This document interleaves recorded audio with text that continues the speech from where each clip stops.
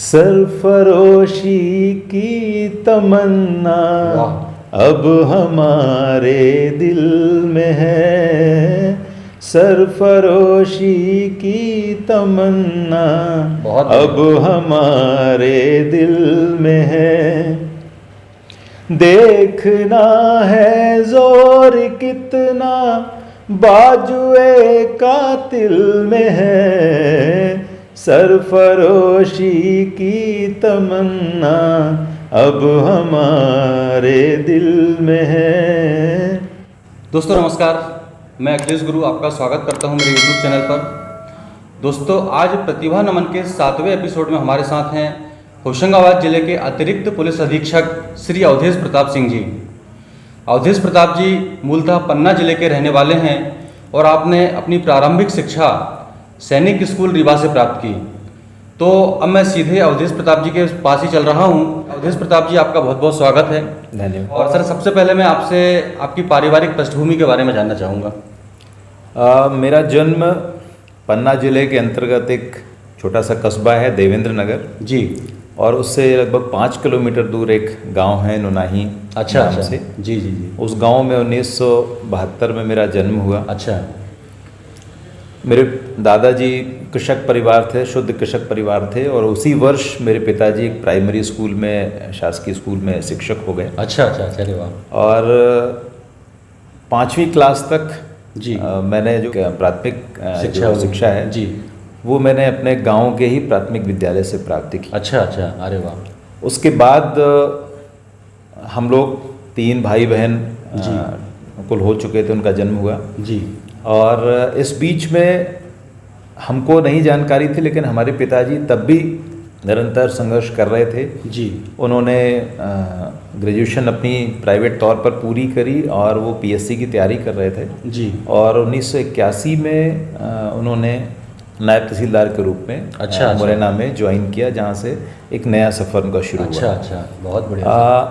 वास्तविक रूप में हमने जो एक बड़े शहर या जिला स्तर जी का एक्सपोजर जो है जी, वो हमारा उस समय शुरू हुआ जी। ट्रेन में भी हमने जो पहली बार यात्रा की, अच्छा, उनके अच्छा, साथ ही पहुंच करके यात्रा अच्छा, की। अच्छा अच्छा। तो कुल मिलाकर के ये कहा जाए कि मेरा प्रारंभिक जो लगभग 8 से 10 साल की उम्र है जी, और जो 5वीं तक की जो शिक्षा, प्राथमिक शिक्षा शुद्ध गांव में हुई। बहुत बढ़िया सर। पैदल घूमना, खेत जाना, खलिहान जाना जी, और कृषि कार्य का भी एक बचपन से भी अनुभव लेना जी, वो सारा मेरा वहाँ पर बीता है। अच्छा।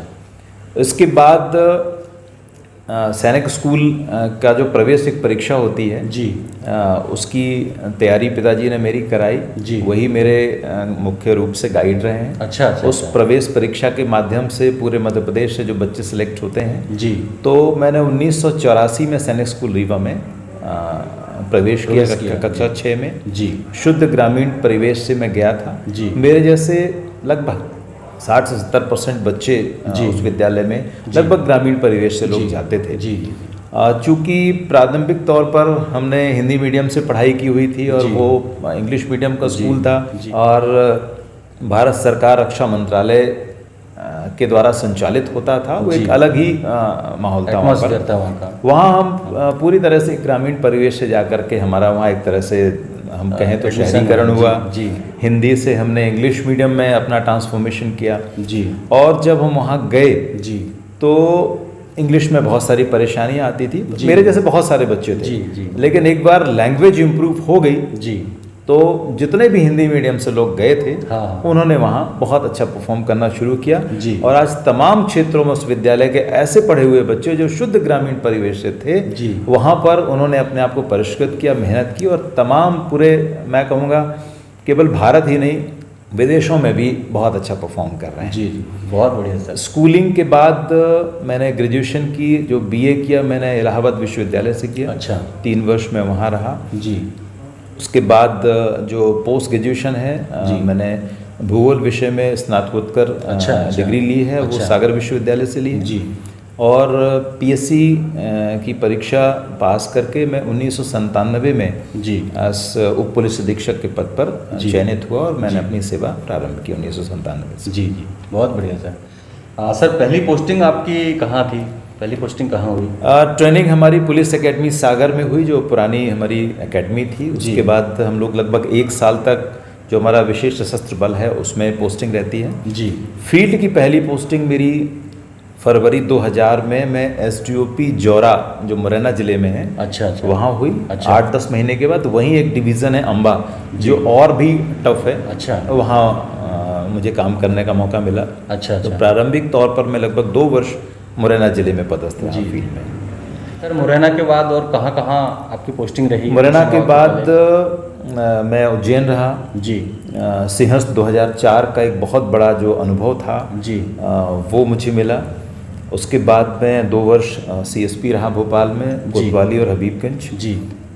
इसके बाद फिर मैं देहात की ओर चला गया तो गुना ज़िले में एसडीओपी राघवगढ़ रहा पूरे 3 साल। अच्छा अच्छा। शिवपुरी ज़िले में करेरा, वो भी एक टफ चार्ज है जी। और 2.5 वर्ष वहाँ एसडीओपी रहा। जी 2012 की शुरुआत में ही मेरा प्रमोशन एडिशनल एसपी के पद पर रहा। जी जी जी। तो डिंडोरी रहा अच्छा। लगभग 7-8 माह। अच्छा अच्छा। वहाँ से फिर मैं पुलिस ट्रेनिंग स्कूल सागर है, वहाँ पुलिस अधीक्षक के रूप में मैंने 2.5 वर्ष कार्य किया। जी। वहाँ बहुत सारे नई नई चीज़ें हमने प्लान की। नया स्कूल था तो पूरा एक ऑर्गेनाइजेशन जो यूनिट खड़ा करना था जी। वो काम किया। जी 4 बैचेस को मूलभूत हमने प्रशिक्षण दिया। अच्छा। इसके बाद मैं additional SP Sehore, additional SP Raisen के बाद अच्छा। मैं पिछले 5 महीने से यहाँ होशंगाबाद में। सर 97 से आप पुलिस विभाग में हैं, अभी चल रहा है 2020, तो सर तब में और अब में कार्यप्रणाली में क्या अंतर आप पाते हैं?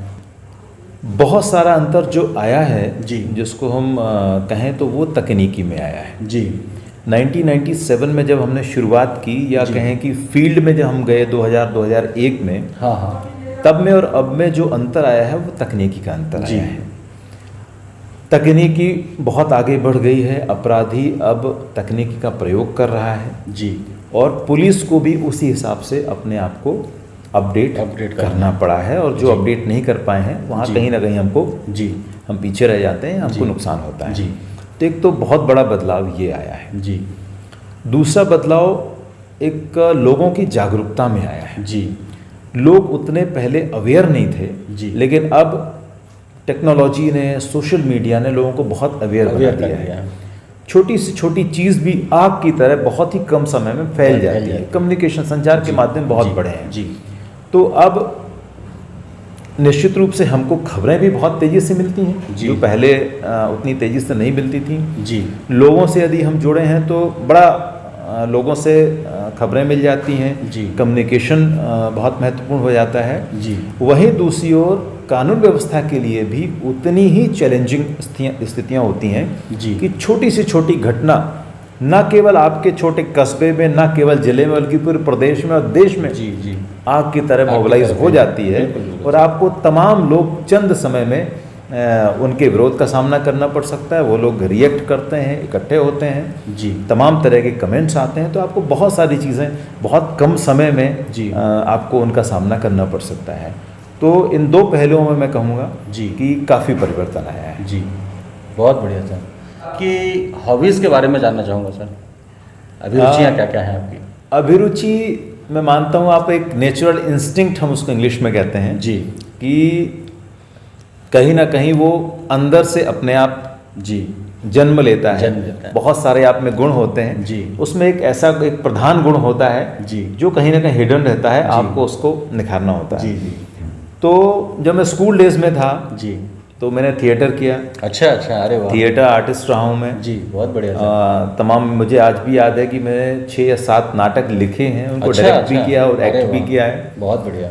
और वहाँ पे बहुत सारे डिबेट्स, डिक्लेमेशंस, इन सब में वाद विवाद वगैरह में तमाम मैंने पार्टिसिपेट किया है। तो जी। स्टेज जो था वहाँ का, जी। सैनिक स्कूल रीवा का स्टेज है, हाँ हाँ। वो एक तरह से मेरे लिए बड़ा पूजनीय स्थल रहा है। मैंने वहाँ बहुत काम किया है। अच्छा।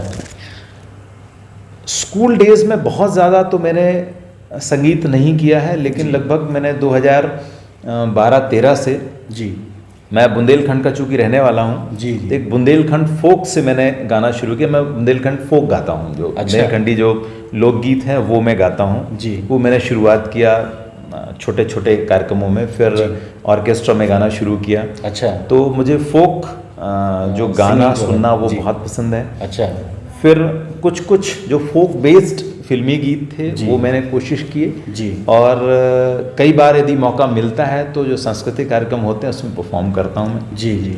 इसके अलावा स्कूल्स और कॉलेजेस के जो युवा हैं जी। उनमें जा करके उनसे निरंतर संवाद करना, बहुत बढ़िया। उनको मोटिवेट करना, बहुत बढ़िया, ये मेरी रुचि रही है जी।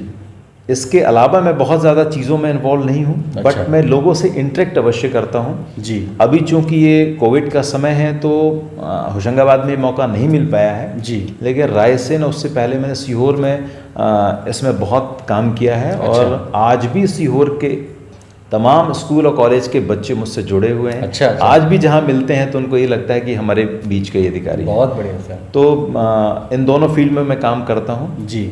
जब भी मौका मिलता है तो निश्चित रूप से संगीत मेरी अभिरुचि है। बहुत बढ़िया सर। सर मैं चाहूँगा कि 4 लाइनें आपकी पसंदीदा।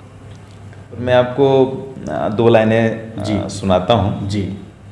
सरफरोशी की तमन्ना अब हमारे दिल में है, सरफरोशी की तमन्ना अब हमारे दिल में है, देखना है जोर कितना बाजुए कातिल में है, सरफरोशी की तमन्ना अब हमारे दिल में है, सरफरोशी की तमन्ना अब हमारे दिल में है। बहुत बढ़िया सर, बहुत शानदार। आपकी ड्यूटी जो होती है उसका कोई निश्चित समय तो होता नहीं है, कब आपको कहाँ जाना पड़े। कई बार होता होगा कि आप घर पहुँचे और फिर अचानक तुरंत जाना पड़ता है, तो ऐसे में पारिवारिक दायित्वों के निर्वहन करने में निश्चित तौर पे कुछ ना कुछ परेशानियाँ कठिनाइयाँ आती होंगी, तो आप उसे कैसे मैनेज करते हैं? जब हमने पुलिस सेवा प्रारंभ की थी तो उस समय वाकई बहुत परेशानियाँ आई। जी। मैं स्वयं तो उसके लिए मानसिक रूप से तैयार था, लेकिन परिवार के जो अन्य सदस्य हैं वो उनको एक अजीब सा लगता है जी कि क्या लाइफ है जी। कभी रात में चल देना, कभी कहीं चले जाना, 2 दिन तक घर नहीं लौटना। जी। शुरू में एडजस्टमेंट में नेचुरली इश्यूज आते हैं। जी। मेरा जॉब था, मुझे जाना ही था। जी जी। लेकिन मैं इस बात से बहुत खुश भी हूँ, संतुष्ट भी हूँ जी कि मेरे परिवार ने मेरा पूरा साथ दिया और अब उनको इस चीज़ की लगभग आदत ही पड़ चुकी है। जी। उनको बता दिया गया कि यहाँ मैं जा रहा हूँ तो वो इंतज़ार नहीं करते हैं। आमतौर पर कभी फ़ोन से कभी मैसेज से खैरियत पूछ ली, कब आना होगा। जी। बाकी उनकी आदत पड़ चुकी, उन्हें पता है कि इन्हें जाना ही जाना है। जी जी। और एक वाकया मैं आपको सुनाऊंगा कि परिवार जो पुलिस के जो अधिकारी हैं, कर्मचारी, हमारे जो अधीनस्थ अधिकारी भी हैं, उनके साथ में क्या स्थिति गुजरती होगी उससे आप कल्पना करेंगे। जी। मैं भोपाल में सीएसपी कोतवाली था जी। श्यामला हिल्स थाने के ऊपर एक डुप्लेक्स बना हुआ, उसमें मैं रहता था। अच्छा अच्छा। और दिवाली का दिन था जी। शाम को उसी समय, चूँकि मैं उसी क्षेत्र में रहता था, थोड़ा सा मैं समय निकाल करके मैंने पारंपरिक रूप से अपना आधा घंटे में पूजा किया। जी। भोजन बना था। जी। और मेरी पत्नी ने कहा कि मैंने भोजन बना दिया है, हाँ। और खाना खा लीजिए, फिर आप निकल जाना। जी। मैंने कहा मेरे पास 2-3 फ़ोन आ चुके हैं। अच्छा। कि दिवाली का दिन है और कुछ जो मस्खरे लड़के होते हैं, खुरापाती जो बदमाश लड़के हैं, वो कुछ घूम रहे हैं और कुछ कमेंट मार रहे हैं बच्चियों को भीड़ भाड़ में, तमाम तरह का। तो मुझे जाना होगा, मैं आता हूँ और एक राउंड मार करके, जनरली चूंकि इस तरह का मैं एक दो बार खबर आई थी, तो मैंने कहा मुझे खुद जाना चाहिए, मैं एक बार राउंड मार लूँगा, अपने लोगों को सक्रिय कर लूँगा। जी। तो मैं गया जी। और मैंने कहा खाना मैं लौट के खा लेता हूँ, क्योंकि मैं क्षेत्र में ही रह रहा हूँ, तो मुझे बहुत ज़्यादा टेंशन नहीं थी कि मुझे बहुत दूर जाना पड़ेगा। हाँ। मैं जाता हूँ, एक राउंड मारता हूँ, उसी बीच में एक खबर मंगलवारा थाने के आसपास से आती है जी कि वहाँ 2 समुदायों में भारी विवाद हो गया है। जी। वहीं का वहीं पहुँचा। सिर्फ वाकया सिंपल ये हुआ था कि बच्चे पटाखे चला रहे थे। हाँ। पटाखा चला, उसी बीच एक व्यक्ति अपनी पत्नी को लेके आ रहा था, पटाखे की जो धमक थी उससे घबरा गया, उसका स्कूटर गिर गया। अच्छा। बस जी। सिर्फ इतना हुआ। लेकिन इसमें अरे पटाखा फोड़ दिया, रूमर्स फैले। और जो वो क्षेत्र है मंगलवारा कोतवाली आपका इतवारा वाला, वो इतना भीड़ भाड़ वाला क्षेत्र रहता है कि 5 से 10 हज़ार आदमी तो उधार बैठे रहते हैं, तुरंत वहाँ भीड़ इकट्ठी हो गई। उसको हमको सॉर्ट आउट करने में और उसको सारा संभालने में, सामान्य स्थिति करने में रात के 3 बज गए। जी, अच्छा। हमने वहाँ आपकी मैं 10 मिनट में एक बिल्कुल हमने मूंगफली खा ली थी। जी। वहाँ वरिष्ठ अधिकारी भी पहुँचे, हमारे उस समय पुलिस अधीक्षक जो थे वो सब पहुँचे। जी। रात में हमने भूख लगी तो वहाँ मूंगफली खा ली, चाय पी ली। हम लोग अक्सर जो पुलिस वालों को आपने देखा होगा मूंगफली चबाते हुए चौराहों पर, वो एक्चुअली में वो आनंद नहीं ले रहे होते हैं, वो अपनी भूख मार रहे होते हैं। मूंगफली से पेट भर जाता है और चाय से आपकी भूख मर जाती है। तो ये हम लोग अपने आप में एक एनर्जी बनाए रखने का एक तरीका ढूंढते हैं, जो कि आपको भोजन नहीं मिल रहा होता। तो हमने अपनी भूख मार ली थी मूंगफली खा करके और चाय पी कर। रात 3 बजे दिवाली की रात बिना खाना खाए से पूजन करके मैं अपने घर पहुंचता हूँ। पत्नी को जगाया, सीधे किचन में जाता हूँ मैं। वो बड़ा एक मार्मिक दृश्य है। उस समय तो मेरे आंखों में आंसू आ गए थे। किचन में मैं जाता हूँ और देखता हूँ कि खाना वैसी का वैसी रखा हुआ है और पत्नी सो चुकी थी। मुझे लगा कि आज जो मेरे घर की लक्ष्मी है वो भी सो गई है। दिवाली के दिन आप कल्पना कर सकते हैं कि किसी हिंदू परिवार की जो गृह लक्ष्मी है, जिसको हम मानते हैं महिला है, वो खाना बनाती है, पूरा तपस्या करती है, पूजन करती है और वो भी भूखी सो जाए दिवाली के दिन, जो हिंदू मान्यताओं के हिसाब से। तो उस समय कल्पना करिए मेरी आंखों में आंसू आ गए। भूख नहीं थी, फिर भी मैंने कहा कि मुझे बहुत ज़ोरों की भूख लगी है, खाना खाना है। 3 बजे रात में गरम करके मैंने सिर्फ इसलिए खाया कि मेरी पत्नी भूखी सो रही थी, तो कम से कम वो 3 बजे रात में ही सही अन्न खा सके। तो ये मर्म है, ये कोई समझता नहीं, किसी को पता नहीं होता है। ये सिर्फ वो पुलिस अधिकारी, वो पुलिस कर्मचारी, मेरा आरक्षक, प्रधान आरक्षक, उपनिरीक्षक, थाना प्रभारी और वरिष्ठ अधिकारियों के, मैं उस रैंक पे था, मैं CSP था उस वक्त। समय पर खाना मैं खा लेता था। लेकिन वरिष्ठ अधिकारी भी जब ऐसी सिचुएशन में फंसता है तो उसकी हालत भी वही होती है जो आम पुलिस अधिकारी की होती है। तो ये दर्द, ये मर्म कोई नहीं समझ सकता कि हम कितना त्याग करते हैं। जब पब्लिक हमसे जुड़ती है तब उसको ये चीज़ें पता लगती हैं। जो हमें दूर से देखता है, चाहे वो डरे, डर तो आजकल मैं नहीं समझता कि डर जैसी स्थिति है। हम लोग इतना कम्युनिकेट करते हैं, लेकिन जो नहीं जानता है, जो दिन भर बैठा व्हाट्सएप और फेसबुक पर सिर्फ आरोप लगाता है, जो अपने भाषणों में चिल्ला चिल्ला करके सिर्फ पुलिस की बुराई करता है, उसने ये मर्म झेला नहीं है, उसको महसूस नहीं होता है। जिसको ये चीज़ महसूस होता है, क्योंकि पुलिस वाला भी किसी न किसी का बेटा है, किसी न किसी का भाई है, किसी न किसी का पति है, किसी न किसी का पिता है, उसकी भी एक अपनी जो उसका एक दर्द है, अपना मर्म है, वो आप तब समझ पाएंगे जब आप उसकी जगह अपने आप को रख करके देखेंगे। आप देखिए त्योहारों पर, होली में आप रंग खेल रहे होते हैं, वो अपनी ड्यूटी कर रहा होता है। दिवाली में आप पटाखे फोड़ रहे होते हैं, अपने दिए जला रहे होते हैं, वो उसका घर भी रोशन वो नहीं कर पाता है। तो ये भाव यदि आप उसके प्रति रखेंगे, आप अपना समझेंगे उसको, तो आप और पुलिस दोनों मिल करके इस समाज की बेहतरी के लिए बहुत अच्छा काम कर पाएगी। तो ये मैंने वाकई इसलिए आपको सुनाया कि ये एक ऐसी फीलिंग थी शुरुआती, कि मेरे नौकरी के जो शुरुआती दिन थे, वो जो मैंने फील किया।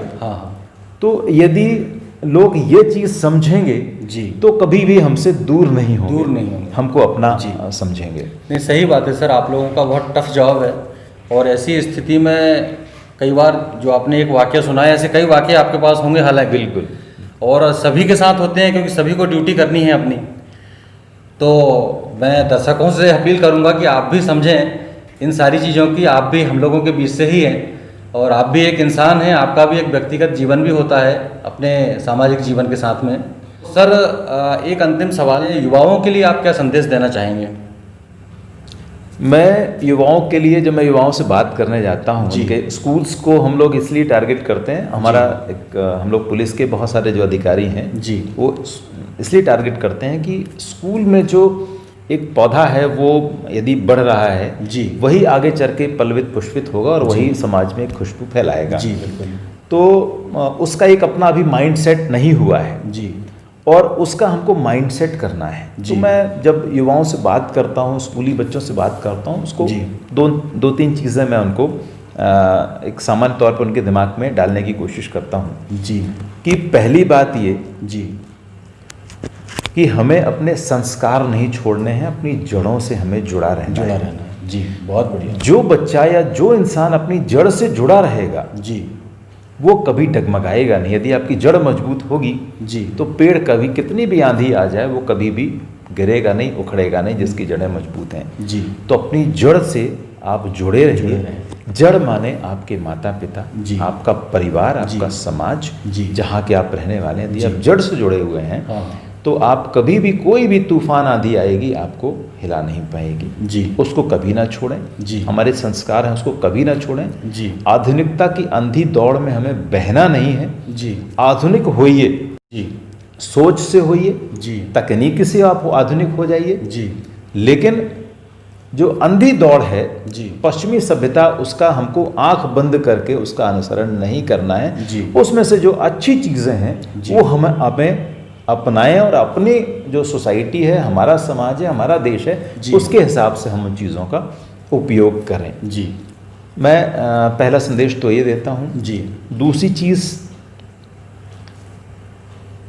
जो एक लत पड़ती जा रही, जिसको मैं बीमारी कहता हूँ, जी, फ़ोन की, सोशल मीडिया की, स्कूल टाइम से लत पड़ती जा रही है। जी। जैसा मैंने पढ़ा और सुना है कि चाइना में थेरेपी सेंटर्स बनाए जा रहे हैं। पेरेंट्स, जैसे हमारे नशा मुक्ति केंद्र होते हैं, ऐसे ही उनके यहाँ थेरेपी सेंटर्स वो लोग स्थापित कर रहे हैं कि बच्चे जो एडिक्ट हो चुके हैं उनको एडिक्शन से हम कैसे दूर करें। जी। जी। आज हमारे यहाँ इसकी लत पड़ चुकी है। जी। हम लोग बच्चों को गेम खिलाते हैं, गेम के बाद मोबाइल्स की इतनी लत पड़ चुकी होती है कि वो एक बीमारी का रूप धारण कर चुकी है। जी। ये आपके लिए सहयोगी हो सकता है। जी। लेकिन यदि फुल टाइम इसमें आप डिवोट करेंगे जी, तो ये आपके लिए दुश्मन बनेगा। जी। और आपका स्वास्थ्य, आपकी शिक्षा और आपका भविष्य चौपट भी कर देगा। जी। इसका सिर्फ उपयोग करें। जी। इसके गुलाम न बने। जी। तो ये लत छोड़ना बहुत ज़रूरी है। आज हमारा जो युवा है, मैं कहूँगा जी, वो उसकी पूरी ऊर्जा मोबाइल में खर्च हो रही है। जी। इस ऊर्जा को हमें कंस्ट्रक्टिव वर्क में लगाने की ज़रूरत है। जी। कंस्ट्रक्टिव वर्क में हम लगाएंगे तो निश्चित रूप से इसके अच्छे परिणाम हमें देखने, समाज का विकास होगा, देश का भी विकास होगा और उसके लिए आप कुछ कंट्रीब्यूट कर पाएंगे परिवार के लिए। तो इस ऊर्जा को हमें एक कंस्ट्रक्टिव वर्क में लगाने की ज़रूरत है। बहुत बढ़िया सर। तीसरा, नशे से, जैसा जी कि चाहे बुद्धिजीवी वर्ग हो जी, चाहे हमारी जो नारकोटिक्स विंग है, पुलिस विभाग, हम लोग भी ड्राइव चलाते हैं जी, कि नशा नाश है, वो न सिर्फ आपका नाश करता है, बाकी आपकी आने वाली पीढ़ियां भी बर्बाद करता है जी। तो आप किसी का अनुसरण ना करें जी, नशे से आप दूर रहें जी। एंड मोस्ट इम्पॉर्टेंट चीज जी, लाइफ में कभी भी कितनी भी मुश्किलें आएंगी। यदि आपने मानव जीवन लिया है तो आपको मुश्किलें आएंगी, उतार चढ़ाव आएंगे, अप्स एंड डाउन आएंगे। जीवन हमेशा एक सा नहीं होता है। तो किसी भी अप्स एंड डाउन्स में, किसी भी उतार चढ़ाव की स्थिति में अपने आप को स्थिर रखना है, विचलित नहीं होना है जी। आप अपनी लाइफ का गोल चुनिए, फोकस चुनिए कि मुझे कौन सा फील्ड चुनना है जी। जो फील्ड आपको अच्छा लग रहा हो उस फील्ड में जाइए। आपको नौकरी करना है, नौकरी करना है, व्यापार करना है, व्यापार करिए, शिक्षक जाइए, राजनीति में जाइए, हर फील्ड आपके लिए खुली हुई है। कोई भी फील्ड अच्छी या बुरी नहीं है जी। ऐसा नहीं कि इसी फील्ड में आप आगे बढ़ सकते हैं। हाँ। आप बहुत अच्छे शिक्षक बन सकते हैं जी, लेकिन उन सब के लिए आपको पढ़ना होगा, अच्छे संस्कार डालने होंगे जी। तो अपने आप को कंसंट्रेट करें जी, फोकस करें और एक कोई भी आप फील्ड का चुनाव करते वहाँ आगे बढ़ें। सफलता का कोई शॉर्टकट नहीं है, आपको मेहनत करनी होगी, फोकस करना होगा जी। और फ्रस्ट्रेशन नहीं होना है, डिप्रेशन में नहीं जाना। ये भी बहुत बड़ी समस्या है जी कि लोग फ्रस्ट्रेट होते हैं जी, डिप्रेस होते हैं जी। अच्छे लोगों के बीच में रहिए, अच्छी संगत करिए, आप निश्चित रूप से आगे बढ़ेंगे जी। अपने समाज का भी नाम रोशन करेंगे, इस देश के लिए भी आप बहुत कुछ कंट्रीब्यूट करेंगे। मेरा यही संदेश है लोगों के लिए। बहुत अच्छी बात है सर, बहुत अच्छा संदेश आपने युवाओं को दिया।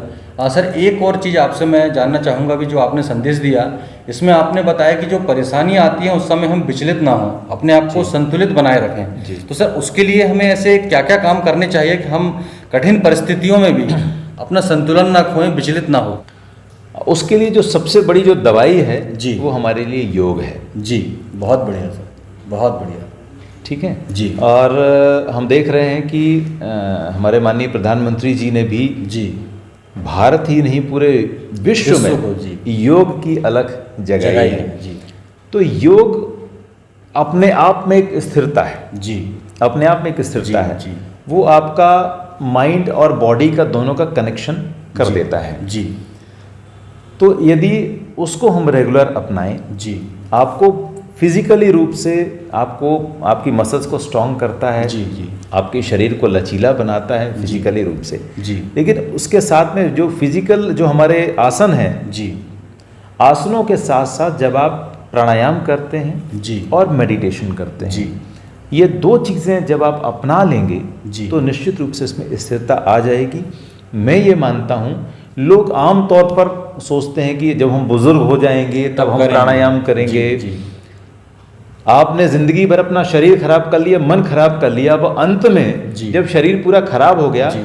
तब आप उसके शुद्धिकरण की आप शुरुआत करेंगे, आपको कितना लाभ होगा? सही बात। यदि आपको योग अपनाना है जी, तो उसके आसन के जी। साथ साथ आपको प्राणायाम और और हाँ यस, ध्यान। आपने अपनी श्वास पर कंट्रोल कर लिया, आपका स्थिर चित्त आपका स्थिर हो गया। जी, चित्त स्थिर हो गया, मेडिटेशन करेंगे तो आप कभी भी विचलित नहीं होंगे। जी, आप स्थिरता आएगी। तो मैं ये मानता हूँ कि विद्यार्थी जीवन से ही जी, योग को ये मानना कि ये सिर्फ आपके मनुष्यों का, गुरुओं का, उन्हीं लोगों का काम है, जी, जी, या बुजुर्गों का काम जी, है, जी। ये गलत है। मैं ये मानता हूँ कि योग से जैसा कि पूरे देश में एक ड्राइव चला है, जी, वो विद्यालयों को तो जोड़ा ही गया है, जी, सारे परिवारों को। ये जी। केवल काम सिर्फ स्कूल्स का नहीं है जी, जी। कि टीचर ने कहा कि सबको सूर्य नमस्कार करना है तो करिए।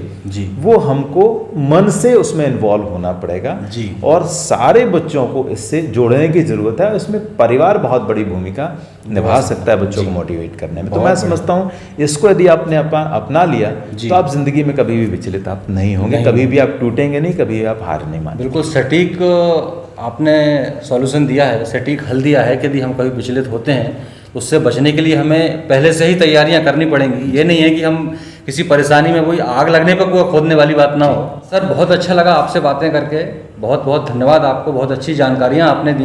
दोस्तों आज के इस इंटरव्यू में, आज के साक्षात्कार में आपको सबसे अच्छा क्या लगा मुझे कमेंट करके बताइएगा। वीडियो को लाइक करें, शेयर करें, चैनल को सब्सक्राइब करें अब तक ना किया हो तो, बेल आइकन प्रेस करें, ऑल के ऑप्शन को भी प्रेस करें ताकि इसी तरह अच्छे अच्छे वीडियोस आपको नियमित रूप से मिलते रहें। बहुत बहुत धन्यवाद। जय हिंद, जय भारत।